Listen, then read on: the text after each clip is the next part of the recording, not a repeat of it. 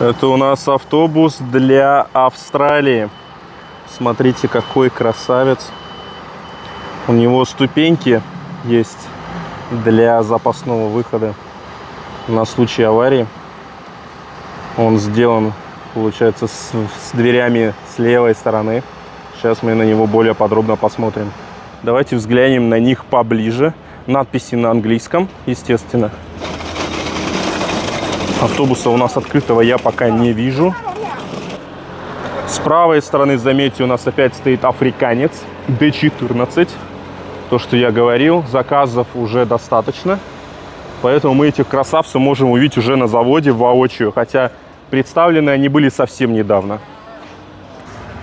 Давайте взглянем, что у нас здесь есть внутри. Надписи на английском у нас. Кабина стандартная. Такие поручни у нас, они отделаны тканью. Сиденья классные.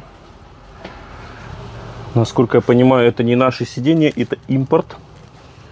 Вот. Полный тонер, бункер, танк, чтобы на австралийском солнце не выжигало глаза. Плюс, конечно же, кондиционер. Кондиционер плюс черная-причерная тонировка. Это значит, в салоне будет очень хорошо и очень комфортно. Здесь у нас сверху телевизор.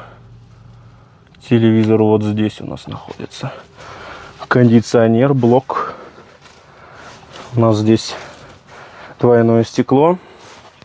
У нас здесь не стеклопакет. Потому что в Австралии не бывает зимы. Есть только жарящая пустыня Австралии и никакого снега. Длина у нас почти 14 метров. Тоже, заметьте, раздвоенное стекло. Но это уже не из африканских детей. Это из-за того, что автобусы ездят обычно в Австралии по пустыням. Основная территория Австралии — это пустыня. Поэтому там может произойти все, что угодно. От кенгуру до каких-нибудь диких животных, орлов, все, что угодно вообще. Австралия тоже достаточно дикая территория, но автобусы, конечно, у них классные. Все мы мечтаем куда-нибудь съездить. Я мечтаю съездить в Австралию. Официальный канал Ютонг. Подписывайтесь.